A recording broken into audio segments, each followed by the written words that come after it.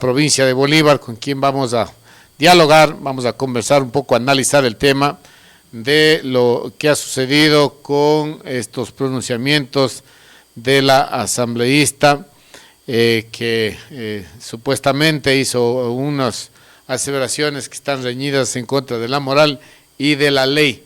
Así que, Julio, antes de dar paso, quiero ver si nos estás escuchando de forma adecuada. ¿Está bien el audio? Julio, buenas noches. Hola, querido Germán, no sé si es que se me escucha bien también a mí, yo acá te escucho perfectamente. Ok, ¿está bien el audio? Porque yo no estoy escuchando casi nada acá, señor Vinicio, para poder dialogar. Bueno, Julio, en estos últimos días se ha viralizado un video que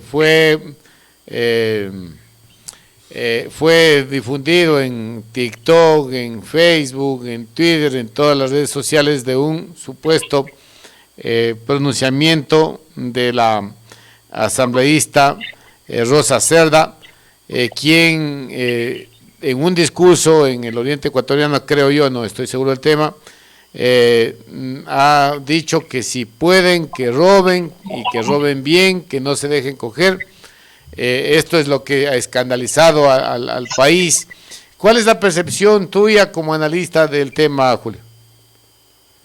Querido Germán, quiero expresar primero un saludo a todos los amigos de la provincia de Bolívar, que siempre tu radio tiene una sintonía enorme y llega inclusive hasta fuera de los límites de nuestra provincia. Sí, es verdad, no se puede negar el acto en el que la compañera asambleísta Rosa Cerda en su provincia hace el uso de un mal ejemplo. Yo no veo de que haya una intención dolosa o que haya una invitación o incitación a que roben los militantes del Pachacuti, que son autoridades, porque parecería que ese es un mecanismo por el que se viralizó.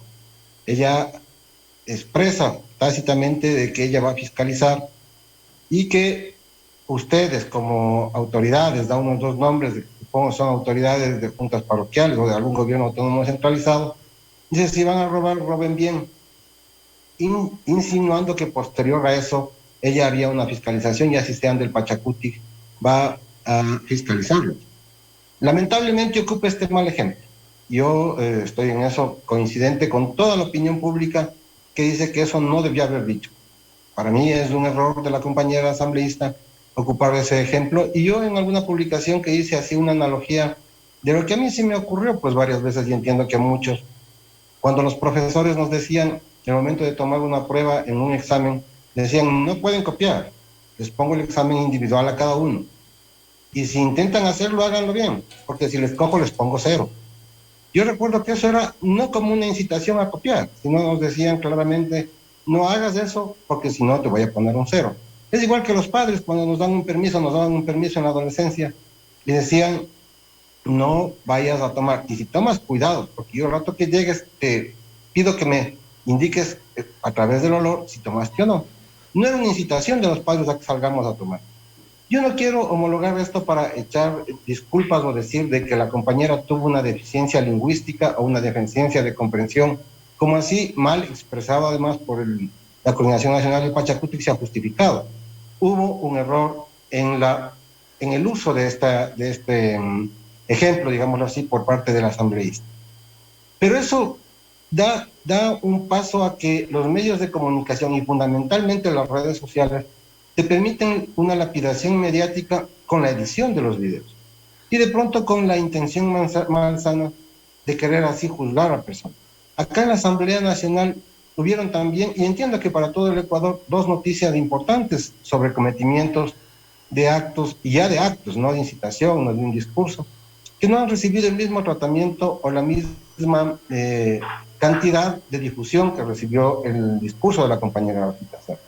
Me refiero a uno, por ejemplo, que es del ex prefecto de la provincia de Chimborazo, no sé si es que por la distancia se puede ver, el ex prefecto Curicama, actualmente asambleísta por la provincia de Chimborazo, donde la fiscalía va a conocer que tiene una sentencia por concusión, una sentencia por concusión, por un acto que deviene de su ejercicio como ex prefecto de la provincia.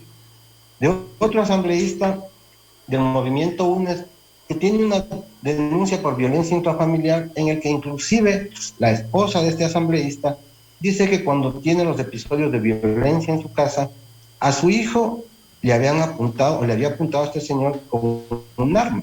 Entonces, no es el mismo tratamiento, no hay un equilibrio, no hay una suerte de equivalencia de acuerdo al daño causado respecto a lo que se pasa en las redes sociales. Es esa mi necesidad de siempre decir la verdad. Mire, yo no creo en la gente que es mojigata, la gente que esconde estos temas. Sí, hay un error. Hay un error de la compañera, tiene que ella asumir las consecuencias de ese error. Hoy hubo ya una sesión del Comité de Ética para tratar este tema. Y claro, no está dentro de lo que se tiene como norma, que es la ley orgánica de la función judicial y el reglamento, para sancionar este tipo de exposiciones públicas. Lo que permite la ley es sancionar con destitución cuando alguien comete alguna de las ilegalidades que están tipificadas en la ley orgánica de la función judicial. Es así que la comisión trasladó esta probable iniciativa, digamos así, lo que se conoció ya en el pleno, el audio y el video de esta actuación política de la compañera asambleísta, para que sea el Consejo de Administración de la Legislatura la instancia que tome, de acuerdo al debido proceso que tenga que someterla, una decisión que crean pertinente, escuchando a la compañera, escuchando también con detenimiento el video, y si es que tiene que recibir una sanción, pues que sea ejemplificadora para que nunca más se repitan estos episodios. Además de ello, el movimiento Pachacutic en el Comité de Ética Interno de la organización ha empezado ya un proceso disciplinario también en contra de la compañera, porque las expresiones y sobre todo el ejemplo que utilizó no fue el adecuado. Me parece que fue desatinado, pero que esto hizo que dé pie a que exista un linchamiento mediático en contra de la compañía. Bueno, sí, es que a todos llamó la atención y el día que se pronunció o que se difundió este pronunciamiento, en cuestión de horas ya había miles de reproducciones, estuvo en todas las redes sociales.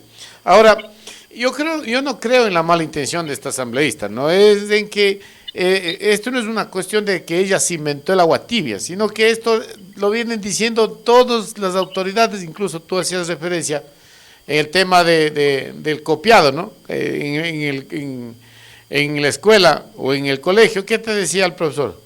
Si pueden, cópienme, pero si les cojo, les pongo a cero.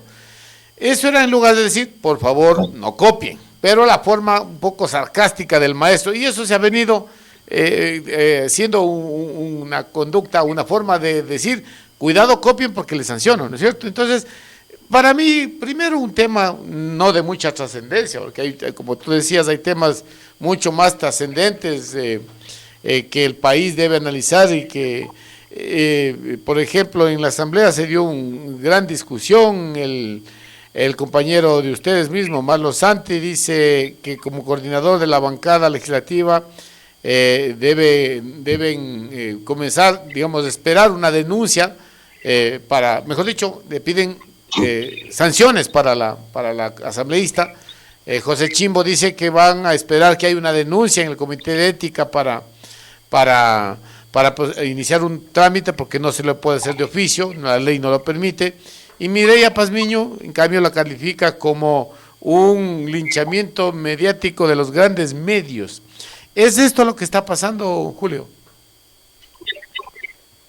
Yo creo que hay una campaña programada en contra de lo que se puede hacer aquí en la Asamblea Nacional y en contra de lo que hace el movimiento Pachacutic. Mira que hay un acuerdo que dicen que está firmado, que es tácito, que en la votación se expresa entre el Pachacutic y el bloque del Acuerdo Nacional, me parece que es donde confluye el movimiento, creo, y algunos independientes. Y no es así. Entonces llegó un acuerdo específico para la distribución de las autoridades de la Asamblea Nacional, y en muchos de los votos, de las mociones que se plantean en el Pleno, en ocasiones el movimiento Pachacutic toma un camino o un sendero distinto al que plantean estos denominados bloques del Acuerdo Nacional. Y a veces coincide con UNES, porque hay temas para el país que el movimiento Pachacutic tiene una posición ideológica y tiene una posición de defensa y de garantía de los derechos de la gente. Entonces, bajo ese mismo mecanismo, el movimiento recibe las ofensas, digamos, del un lado y del otro lado, y parecería que algunos medios de comunicación, no creo que la mayoría a nivel nacional, pero sí algunos que tienen impacto en las redes sociales, no prospere, de que el movimiento Pachacutic tome un alineamiento casi, digamos, vertical y casi como de un cogobierno, y eso no va a hacerlo el movimiento Pachacutic. El movimiento Pachacutic tiene una posición política respecto de su claridad ideológica, pero también de que el país necesita tener gobernabilidad para salir de estos problemas que tenemos de la pandemia y de la crisis económica también que está atravesando el país y por ende los ecuatorianos. Es eso fundamentalmente lo que creo yo hace que medios de comunicación y redes sociales que tienen ya su inclinación política hagan una suerte de opinión en contra de lo que decide el movimiento Pachacuti o en contra de las posiciones del movimiento Pachacuti. ¿Cómo son las relaciones de Pachacuti con la izquierda democrática? Estos dos bloques, supuestamente, o no sé, tú lo dirás, tienen un convenio o tienen una alianza en la asamblea, y ¿cómo están estas relaciones entre las dos bancadas? Con la izquierda democrática existe un acuerdo político, un acuerdo que se suscribió, hay una agenda programática que tiene unos puntos específicos para el desarrollo de algunas leyes que creemos que al fusionar la propuesta política que tiene la izquierda democrática y el Pachacutic son coincidentes en la mayoría de puntos, y en base a esas coincidencias se firmó este acuerdo que sigue trabajando y sigue prosperando en el pleno de la Asamblea y en las comisiones que existen dentro de la Asamblea Nacional. Con ellos no es imposible negarlo que se suscribió un documento y que el documento es público para la sociedad ecuatoriana. Ahora, Julio, ¿por qué pregunto esto yo? Pregunto básicamente porque no se supone que en una alianza legislativa debe haber respeto, coherencia, escuchar a sus compañeros, ¿no? No sé si tú estás al tanto de las declaraciones de Dalton Basigalupo, que es de Izquierda Democrática, y él precisa que estas declaraciones de la compañera de Pachacutic deben ser sancionadas porque es una grave desvergüenza, dice, lo que ha señalado la asambleísta por Napo, y él está pidiendo que por este desliz, yo no le veo nada complicado, que ella debe ser separada como asambleísta. No hay un poco de doble discurso, ¿no? O sea, esto se podía esperar que venga del lado de los socialcristianos, de la gente de UNES, haciendo leña del árbol caído, pero que venga de un legislador de Izquierda Democrática, que supuestamente tienen un acuerdo, y en ese acuerdo debe haber coincidencias y respeto. No sé si averiguar bien qué pasa, no, pero se lanza Dalton Basigalupo, se lanza a pedir que le saquen de la asamblea. Esto no es como que un poco incoherente en unos acuerdos donde debe haber por lo menos respeto y un previo diálogo para que el asambleísta, antes de emitir estos pronunciamientos, por lo menos consulte o converse con la asambleísta. Sí, así es. Y me parece que fue un pronunciamiento un poco prematuro. Es así que él mismo, entiendo yo, corrigió o enmendó el apuro con el que salió el primer comunicado de él, porque él es parte del Comité de Ética, en representación de la bancada de la Izquierda Democrática, está en el Comité de Ética, y hoy fue el proponente precisamente de que esta iniciativa de empezar a hacer un proceso de investigación sobre los hechos ocurridos en ese evento político público se pase al CAL, porque el Comité de Ética no puede destituir a una asambleísta por haber dado su opinión. Entonces, creo yo de que a veces la calentura hace, por más maduros que seamos, por más experiencia que tengamos en el tema político, hace cometer estos deslices que después terminan siendo rectificados ya en el actuar dentro de cada una de las comisiones, porque ya cuando tienes que definir las cosas dentro de lo que se cuenta como espacio y como el lugar en el que se tiene que definir, ya con la ley en la mano, pues tomas los recaudos jurídicos adecuados para que no cometas una infracción. Yo creería que está resarcido el criterio del doctor Basigalupo con la posición que tuvo hoy en el Comité de Ética, y que además fue aprobada su moción para pasar del Comité de Ética esto al Consejo de Administración de la Legislatura. Sin embargo, Bacigalupo dijo que hay que investigarla y que el CAL debería destituirla porque ha cometido un grave desliz la asambleísta. Entonces, esa posición de Bacigalupo ya se ha cambiado por otra posición un poco más serena, ya sin calor de la mediatez, de salir con cualquier expresión sin pensarlo mucho. Así es, así es. Yo entiendo que hoy enmendó ya la posición y fue ahora apegada a lo que dice la ley de la función legislativa y además la Constitución del Ecuador. ¿No? Nadie puede ser juzgado, ni inclusive los que están detenidos y aún tienen fórmula de juicio pueden ser juzgados como culpables sin que previamente haya habido un proceso en el que también participen ellos. Además que es importante lo que ocurrió hoy, que precisamente el asambleísta Pepe Chimbo les recordó que al ser jueces prácticamente en el tema de lo que corresponde a la ética de los asambleístas, hay que cumplir con un principio, los 5 que están dentro del comité de ética. El principio fundamental que es para un juzgador, que es la imparcialidad. Porque si un juzgador tiene ya un prejuicio determinado respecto de algún hecho o de algún tema que va a ser estudiado por el comité, ya no podría ser imparcial y de hecho su juzgamiento no sería respetando la presunción de inocencia de la presunción que juzgamos, que gozamos, perdón, todos los ecuatorianos. Para concluir con este tema, Julio, ¿qué le espera a la asambleísta Cerda de aquí en adelante? ¿Va a haber algún tipo de tratamiento adicional? ¿Va a pasar al CAL? ¿Qué va a pasar con la suerte de la asambleísta? Sí, en el Consejo de Administración de la Legislatura entendemos de que se aperturará un expediente para alguna sanción administrativa, así de determinar el proceso que se aperture ahí. Y también entiendo que dentro de la organización política el Pachacutic también se aperturará un expediente para que sea el Comité de Ética el que tome alguna determinación respecto de los hechos que ocurrieron en la provincia del Napo. Bueno, al inicio de la entrevista hablábamos de que estas son cosas, si bien es cierto que no hay que dejarlas pasar, porque hay gente que tiene la mala costumbre de abrir la boca y decir cualquier cosa y eso tiene consecuencias, ¿no? Sin embargo, como tú decías al inicio de la entrevista, hay cosas mucho más importantes que el pueblo debería tratar. No sé si esto es un plan, es una estrategia para desviar la atención a temas que el asambleísta se haya equivocado, no se haya equivocado, si entendió bien el castellano, porque entiendo que es quichua hablante, a otros temas que sí son de fondo, Julio, que es, por ejemplo, el tema de los combustibles, que es un tema que realmente está afectando gravemente, especialmente a la gente más pobre, ¿no? Porque, no sé, tú debes conocer de que, por ejemplo, el combustible sube como todos los productos industrializados, ¿no? Si tú vas a comprar, qué sé yo, hierro, vas a comprar jabón, aceite, vas a comprar fideos, todo lo que la industria produce, esto está subiendo paulatinamente. Sin embargo, lo que produce el campo, lo que produce el sector indígena, el sector campesino del país, sigue bajando. Si vamos a la costa, el arroz está a precios ínfimos, la soya,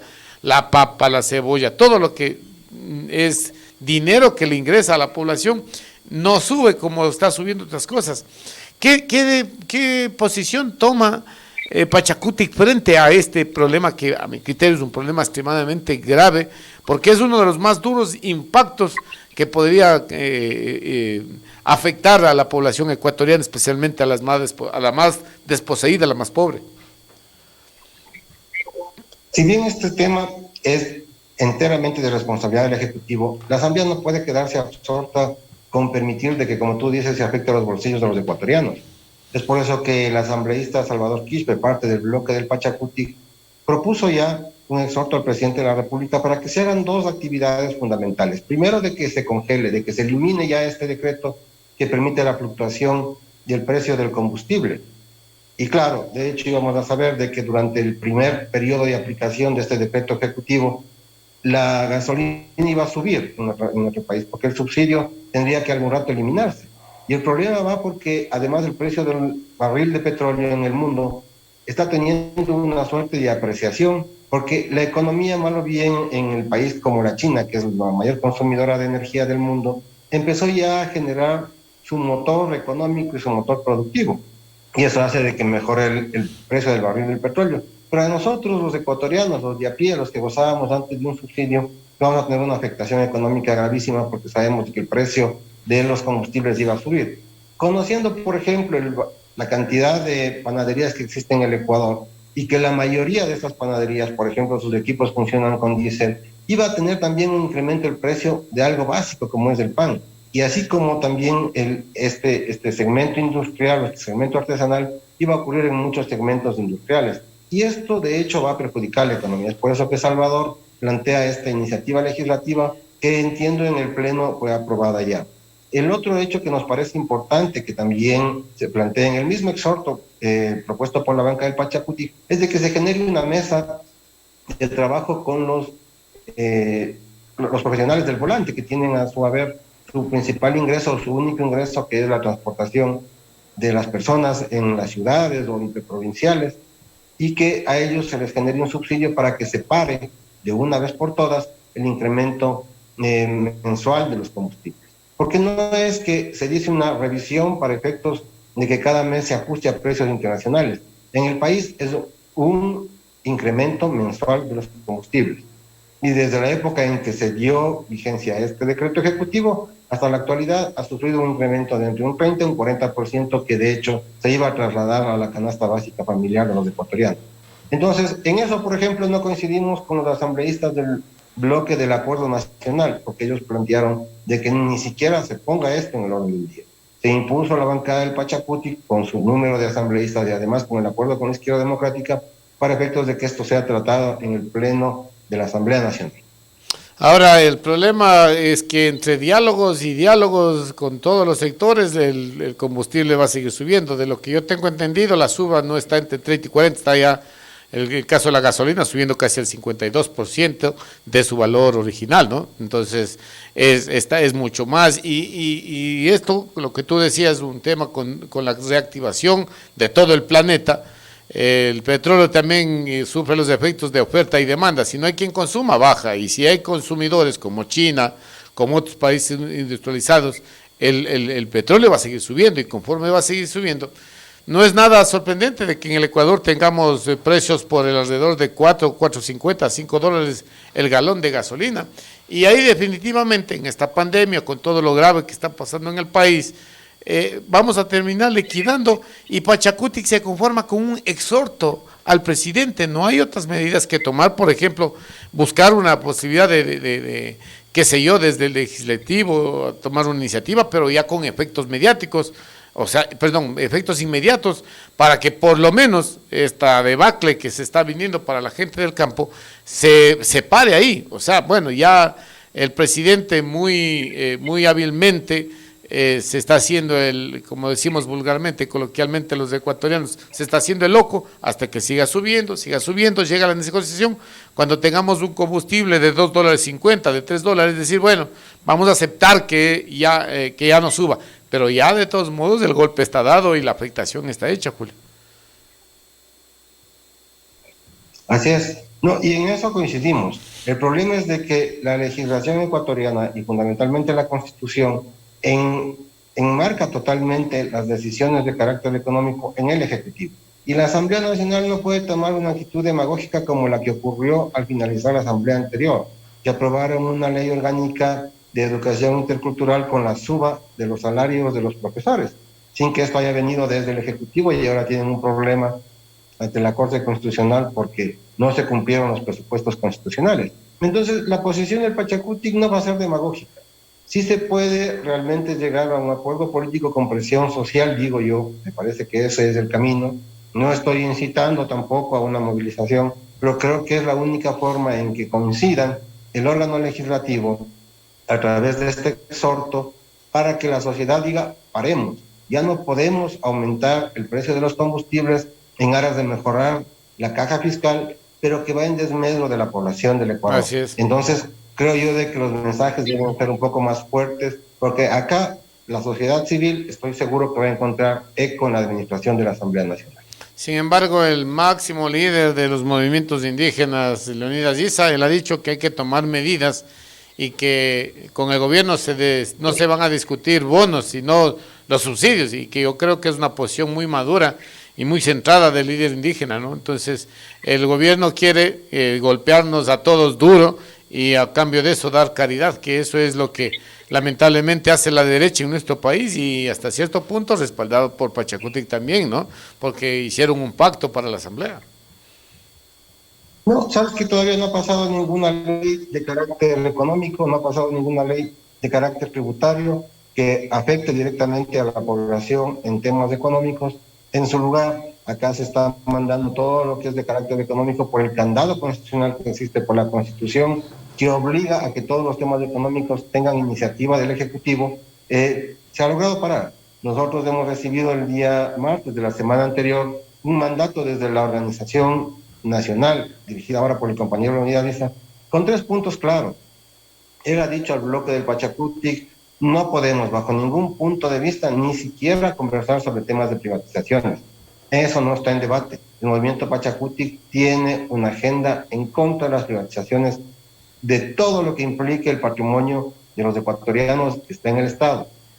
El otro hecho que nos marcó así, digamos que la cancha, es nada respecto de ampliación de la frontera para explotación minera. Hay ya un decreto ejecutivo sobre el tema de la 13ª, así le han llamado algunos, ronda petrolera para aumentar la explotación de petróleo a 1 millón de barriles diarios, y que en eso puede ser de que exista alguna violación de derechos en contra de determinados pueblos. Leonidas Issa y la CONAIE ha dicho eso, el Congreso de la CONAIE dijo que no y que el bloque Pachacutic debe responder a ello. Y el tercer elemento que nos parece también trascendental es el hecho de empezar ya el proceso de amnistías y de indultos en favor de los luchadores sociales, de los defensores de derechos de la naturaleza y de gente que está procesada por las movilizaciones de octubre del 2019. Entonces, en eso tú vas a encontrar coherencia con el movimiento Pachacutic, coherencia en el voto dentro de la Asamblea, y si es que existen iniciativas de reforma tributaria que afecten a los ecuatorianos, a la mayoría, me refiero a la gente de escasos recursos, el Pachacutic tengo la seguridad de que va a votar en favor de la población. A nosotros nos ha pasado ya algunas iniciativas que tendría el Ministerio de Economía y Finanzas, como por ejemplo el tener temporalmente un impuesto que grava a los tenedores de propiedades que superan los 3 millones de dólares como patrimonio. Decíamos, sí, hay que pedir de que precisamente la gente que tiene recursos sea la que se sacrifique para poder sacar adelante la economía de los ecuatorianos. Pero si junto a eso también existe la suba del IVA como una de las medidas, les hemos dicho que no, que eso el Pachacutic no se inscribiría, no apoyaría, y que ahora en su lugar plantearía de que por lo menos en algún tiempo pequeño, digamos que unos 2 o 3 años, se reduzca la deducción del impuesto a la renta que tienen las personas que tienen un ingreso superior a los $1,500 aproximadamente. Entonces, si tú ves, son medidas o posiciones políticas que aún no han sido debatidas en la Asamblea porque el Ejecutivo no encuentra en el movimiento Pachacutic precisamente eco en estas iniciativas que podrían perjudicar la economía de los ecuatorianos. Pero el momento que llegue ya un proyecto de ley de carácter económico o, como digo, de reforma tributaria, vas a ver que la posición del movimiento Pachacutic siempre va a estar en pos de mejorar las condiciones, o por lo menos de paliar las pésimas condiciones económicas en las que estamos sumidos los ecuatorianos. Ahora, Julio, pero Pachacutic tiene que proponer alguna solución. No a la minería, no a la suba de impuestos, no a todo, no. ¿Cuál es la salida para este país? Porque plata hay que sacar de todo lado, pero no, este gobierno lo que quiere es sacar plata de los más pobres. De hecho, la ley esta de los microempresarios es una ley que lo que hace es coger 640,000 contribuyentes microempresarios que facturan entre 1 y $300,000, que antes no pagaban, y ahora cobrarles impuestos, el impuesto a la renta. Eso es un tema que claramente es inequitativo, porque el que no anteriormente renta pagaba el que ganaba más de $12,000 o 11,000 y algo. Ahora, si usted vende $100, tiene que pagar $2 de isofacto, venda o no venda, tenga o no tenga utilidades. Y esta es una ley que sí puede ser tratada en la Asamblea, no sé si derogada, modificada, porque afecta gravemente a quienes no deberían pagar esta crisis que vive el país, y sin embargo los ricos, la gente, las grandes empresas, los industriales, los banqueros, están viviendo su mejor época. No sé si estás al tanto que en este año los banqueros siguen poniendo récords en ganancias en un país que se está debatiendo entre la vida y la muerte, en la muerte. Así es. No, en eso coincidimos, Germán. No es un no a todo. Por ejemplo, nosotros hemos dicho, reitero, un sí a fijar un impuesto al patrimonio de las personas que tienen más de 3 millones de dólares como activo. Eso nos parece correcto. Son pocas familias que tienen ese patrimonio en el Ecuador y que ellos deberían hacer un sacrificio adicional al que, por lo que requiere el Ecuador en las condiciones actuales. Un sí a la eliminación gradual, digamos, de un porcentaje de la deducción del impuesto a la renta que tienen los servidores públicos que tienen ingresos superiores a los $1.500. Creemos de que por ahí está el camino, de tratar de hacer ideas innovadoras que no perjudiquen el bolsillo de los ecuatorianos que tienen menos recursos, o en el caso que tú planteas, que es un tema de un impuesto, una carga impositiva a las personas que, como los llaman emprendedores ahora, de los de a pie, los pequeños, los que tienen negocios que recién están empezando a crecer o que simplemente se pusieron para efectos de poder subsistir, de tener alimento, o que todas las ganancias se las fueron en que algún familiar se enfermó y que tuvo que acceder a un hospital público y le tocó comprar su medicina en farmacias particulares y con esto perdió ya todos sus ingresos. Entonces, el día de ayer precisamente se debatió dentro de la Asamblea una solicitud para que el presidente de la República envíe una reforma a esa ley, porque, como insisto, la Constitución en el Ecuador dice de que son de iniciativa del Ejecutivo todo lo que corresponda al tema de tributos. Yo creo que eso hay que revisarlo. La Constitución tenía un exceso de presidencialismo, tanto en la protección del presidente, así como en el tema de economía, que es lo más importante en el desarrollo de una sociedad. Mira tú que el informe que presenta Lenín Moreno a la Asamblea Nacional y que fue debatido en el Pleno, no puede desembocar en un juicio político porque lamentablemente la Constitución del Ecuador protege al presidente para que ya cuando salga de sus funciones no pueda ser sometido a juicio político, lo cual nos parece terrible.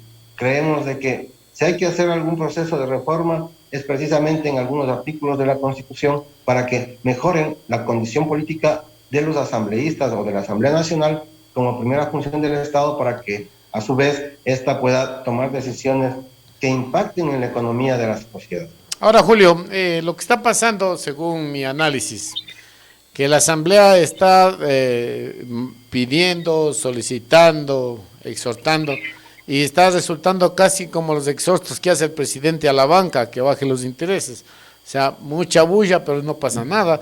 Y sigue pasando el tiempo y la situación de la gente está complicándose. Téngase en cuenta que este tema es un tema que no es que estamos mal, seguimos empeorando la situación económica de los ecuatorianos, y las bancadas del gobierno, que cuando hacen unión, hacen peso en favor de la población, no puede pasar de un exhorto o un comunicado, sino ya medidas de presión, incluso que deberían ir hasta las movilizaciones, las paralizaciones, porque la situación del Ecuador es un tema grave, y con toda seguridad vemos que este gobierno está tomando todas las medidas para que los que sean beneficiados con las leyes, por ejemplo, ya se eliminan las boticas de los hospitales. Muy bien, ¿quiénes son los beneficiarios? Los dueños de las grandes transnacionales que venden medicinas y que ahora van a tener la facilidad de entregar a todo el mundo y hacer un buen negocio. Esta intención de entrar a los tratados de libre comercio, ya comenzamos con la eliminación de aranceles a varios productos que, si bien es cierto, los que se difunden, los que se ponen en el periódico, dicen, claro, muy bien, pero por debajo vienen cosas que benefician a los sectores más pudientes del país. Así es, el diseño constitucional que lamentablemente tenemos como Estado, el diseño de Estado que tenemos en la Constitución, es pensando en un presidencialismo con mayoría en la Asamblea. Así fue, lamentablemente así hicieron la Constitución y no pensaron que alguna vez, luego de algunos años, iba a pasar esto que tenemos ahora en la Asamblea, que es la conformación de varios bloques o de varias minorías que requieren llegar a acuerdos para poder tener la aprobación de leyes o de normas que vayan en beneficio de la población. Entonces, este diseño no permite que la Asamblea Nacional, por iniciativa propia, modifique el tema tributario. Como bien tú dices, creo yo de que sí es importante en algún momento que la Asamblea empiece a dar pasos de escuchar a la sociedad civil, para efectos de que junto a la Asamblea, como te digo, y que pueda ser el espacio en el que sea el eco del requerimiento de la sociedad a nivel nacional para que el Ejecutivo tome decisiones respecto a estos temas sensibles para la población y que tiene que hacerlo ya. Yo creo personalmente de que el Ejecutivo no tiene un activo político muy fuerte. Me parece que ese es el principal problema, Germán. Es un activo político muy débil. Me parece a mí de que no hay ni siquiera operadores políticos dentro del Ejecutivo. Creo yo de que ellos tienen una meta que saben que si no la cumplen se desgastarían de manera radical y muy rápida, que es no llegar a vacunar a los 9 millones de ecuatorianos ofrecido dentro de los 100 primeros días de gestión. Y al parecer, si es que inclusive... 19:52. Vamos a ver si retomamos, Julio, parece que se fue la señal. Adelante, Julio. Sí. Atento. Bueno, vamos a ver. Ahí estamos bien. Te decía de que me parece a mí que es un activo político muy, muy débil, que inclusive si es que un asesor político supiera vacunar, no le tendría operando en la asamblea, sino le mandaría a vacunar para poder cumplir esta meta de los 9 millones de vacunados. Ojalá que para los ecuatorianos y por el bien de toda la población lleguen a esta meta, porque eso permitiría la reactivación del aparato productivo y de la economía en el país.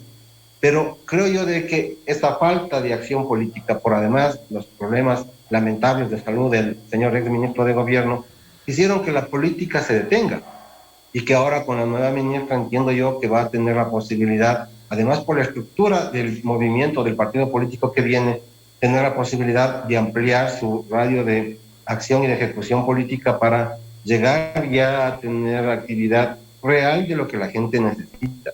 Si sabemos de que sí, la vacuna es importante, pero no por eso puede dejarse de lado el resto de cosas que la población está también reclamando. Bueno, la serie de cosas que ha incumplido el gobierno desde su expectativa de lo que se ofreció en campaña a lo que hoy está pasando, solo ha llegado justificativos, que no ha sido así, que quería eliminar el CNCID, no ha habido coma, bueno, no ha habido coma, entre otras cosas, ¿no? Lo peor que le pasaría a este gobierno, y bueno, el gobierno, su capital político no nos importa a la mayor parte de ecuatorianos, sino lo peor que le pasaría al país es que no vacunen como ofrecieron, ¿no? Y eso va a afectar directamente en el desarrollo de la economía. Pero, Julio, ahora tú hablabas de la conformación o de la constitución hecha, concebida para que un presidente tenga mayorías en la asamblea. Con las reformas que se hizo para las últimas elecciones, la intención, tú eres experto en los temas electorales, hicieron para que se polarice mismo la asamblea, o sea, que no hay una mayoría y hay unas pequeñas minorías que pase lo que está pasando en el país. Entonces, si es cuestión de un poco salir al frente a favor del pueblo y en contra de ciertas cosas que este gobierno sí está haciendo y que ya mucha gente que upaba, ¿no? Y Lazo presidente, que nuestro presidente, ya muchos de ellos ya en redes sociales ya no activan, están muchos arrepentidos, otros decepcionados, otros ya le plantean paros, huelgas, ya no, la situación apenas a 2 meses del gobierno ya está bastante complicada para el gobierno y si no cumple con la vacunación va a ser peor, bueno, que lo que seguro va a pasar es que van a inventarse cifras, ¿no? Pero llegará un momento donde el país necesite tomar posición en este tema de la economía ecuatoriana, especialmente tratando de un poco paliar el tema grave económico de la gente pobre. No hay posibilidades de que Pachacuti, Izquierda Democrática, UNES, no sé, Partido Social Cristiano armen una mayoría a fin de que exista un poder legislativo que obligue al gobierno a recular en varias cosas que a consideración de muchos analistas la está haciendo mal. Y estoy seguro que eso va a ocurrir, Germán. Por eso es de que me parece que lo que te insistía, de que no se hace una acción política en la Asamblea Real. Por parte del Ejecutivo hay unos espasmos nada más de conversaciones respecto de temas que todavía no son importantes para la economía de los ecuatorianos. Entonces, hay una ausencia de iniciativa legislativa por parte del Ejecutivo. Hasta aquí de lo que yo he podido revisar en estos 2 meses, no hemos recibido todavía ninguna iniciativa legislativa por parte del Ejecutivo, excepto los vetos o las objeciones presidenciales al tema de la ley de comunicación y nada más.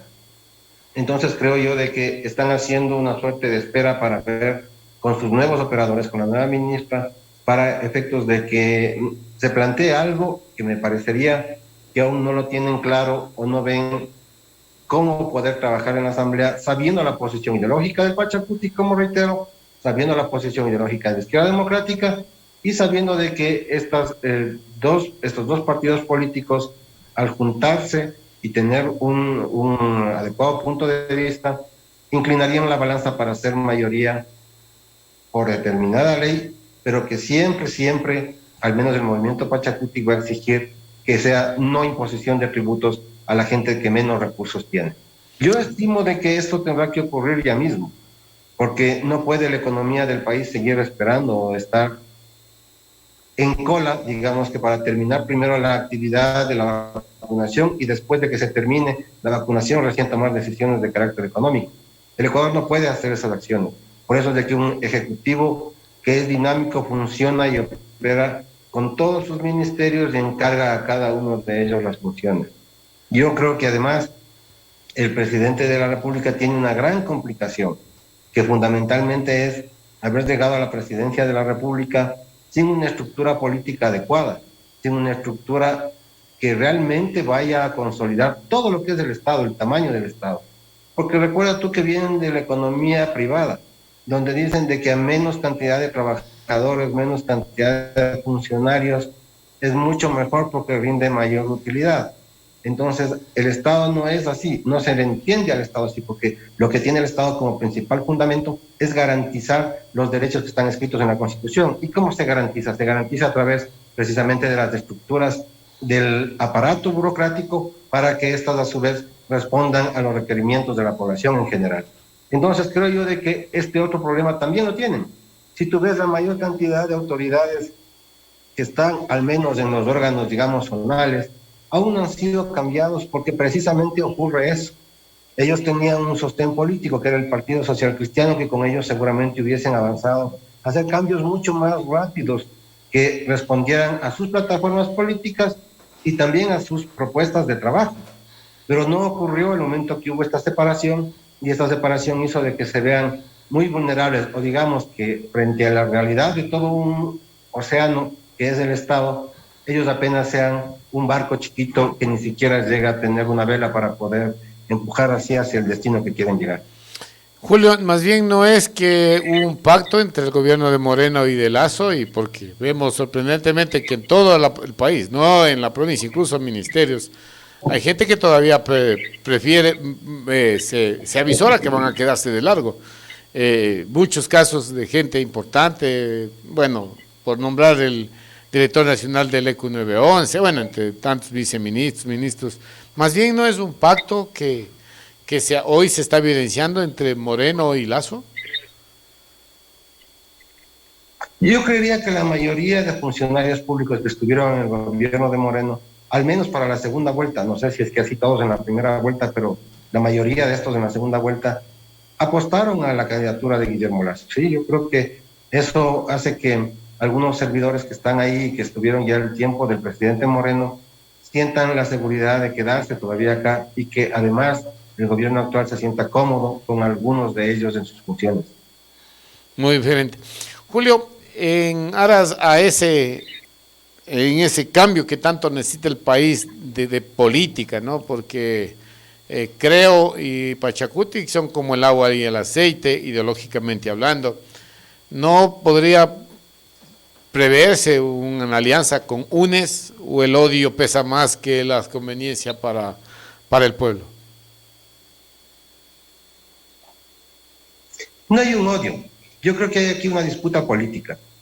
Y me parece que la disputa empieza desde la posición del Pachacutic en la segunda vuelta electoral. Cuando el Pachacutic siente que su posición en la segunda vuelta electoral es de ir por un nulo para generar una tercera vía en el Ecuador. Una tercera vía que evite la polarización precisamente de lo que hemos vivido, no solamente en estos últimos 14 años, desde un poco antes inclusive, cuando la derecha gobernaba en el Ecuador y lo que buscaba fundamentalmente era la anulación de los procesos progresistas y de los procesos de izquierda. Pues esa posición hizo de que hubiese una ruptura y un abismo enorme de diferencia. Nosotros creemos de que la obligación del movimiento en la asamblea es tomar posición por la población, es tomar posición por la sociedad que está con problemas como tú bien lo traes a colación, que son problemas de carácter sensible, de carácter económico, de salud, es problemas de llevar su plato de comida a su mesa, a su familia. Entonces creemos de que esto nos obliga como movimiento Pachacutic en algunos momentos tener nuestras propuestas que recibir apoyo tanto del bloque del Acuerdo Nacional y en otros momentos también tener respaldo del bloque de UNES y en algunos momentos inclusive, Germán, tener el respaldo de toda la Asamblea Nacional. Mira que el día de ayer se intentó archivar una ley, un proyecto de ley que está para segundo debate, en el que se pretende regular, al menos así se dice, regular el tema de los abusos o de los excesos cometidos por parte de la banca en el Ecuador o del sistema financiero en el Ecuador en este periodo de pandemia. No recibió el apoyo solamente del bloque de Creo, ni siquiera los independientes apoyaron eso. Fue todo el resto de la Asamblea Nacional que votó porque se siga estudiando y se debata este proyecto de ley que a criterio de los asambleístas es algo que sí se debe estudiar y que además debe hacérselo de manera responsable. Yo no creo que pese de por medio un odio, Germán. Me parece que hay una disputa, creo que además legítima. Se disputa el mismo electorado, el bloque de UNES o el partido de UNES con el movimiento Pachacutic, y de acuerdo a los resultados electorales de la elección pasada, podría ser de que el movimiento Pachacutic tenga un poco más, digamos que de aceptación popular, si es que hace bien las cosas en la Asamblea Nacional, que lo que tuvo como votación en el periodo anterior, y que eso le permita ingresar a una segunda vuelta electoral y ser gobierno en el siguiente proceso. Es por eso que yo creo que la mayor cantidad de problemas que tiene el movimiento respecto a su imagen para afuera, para la sociedad, nace de las posiciones que tiene UNES. Imagínate tú que casi en todas las convocatorias que hace la presidenta de la Asamblea Nacional, el bloque de UNES siempre pide una moción de cambio de orden del día y se pone a debatir exhortos o propone debatir exhortos que sabe que al movimiento Pachacutic la fuerza de su ideología y de su posición histórica le obliga a apoyarlos. Y es como para decir al Ejecutivo, mire, usted tiene ahí una bancada que se mueve hacia lo que nosotros también proponemos. Pero también el bloque de Pachacutic tiene que generar su independencia y lo que yo creo que es importante para la sociedad ecuatoriana, que es una tercera vía, no de polarización política. Nosotros, por ejemplo, recibimos con buenos ojos la posición que tuvo el presidente Lasso respecto de lo que ocurre en Cuba, donde él plantea también un tema de solidaridad con Cuba. O sea, ¿tú te imaginas a alguien de la derecha pidiendo de que se solidaricen con un país donde se sabe que está instalado el socialismo? Entonces, creemos de que esas expresiones sí dan pie a que tengamos que esta tercera vía generarla desde este movimiento que en ocasiones será incomprendida la posición, pero que la mayoría de veces se lo hace en beneficio de la población ecuatoriana. Muy bien, Julio, la verdad es que siempre contigo es muy provechoso conversar, lamentablemente el tiempo se nos ha ido, son las 20:04. Quiero dejarte, Julio, agradecerte nuevamente por comparecer ante los micrófonos de Radio Espacio, analizar un poco el contexto político nacional y por siempre estar dispuesto a compartir con nuestros oyentes tus criterios que son muy importantes. Te dejo en tus palabras finales, Julio. Siempre soy muy agradecido por tus acciones y agradecido además con la población que nos permite llegar a sus hogares a través de tus micrófonos. Estoy a las órdenes para rendir todo lo que sea como cuentas, digamos así, por parte de uno como ciudadano de la provincia y mucho más en este espacio en el que ha permitido estar la organización política de la provincia de Bolívar como es el movimiento Pachacutic y con la confianza del asambleísta José Chimbo, que sabemos de que es una persona que siempre obliga a que estemos cerca de la población y que esto además nos nutre y nos permite también traer iniciativas buenas para presentarlas acá en la Asamblea Nacional. Reitero el agradecimiento y un abrazo profundo a todos los bolivareños. Muchas gracias a Julio Ballesteros, asesor del asambleísta José Chimbo de Pachacutic de la provincia de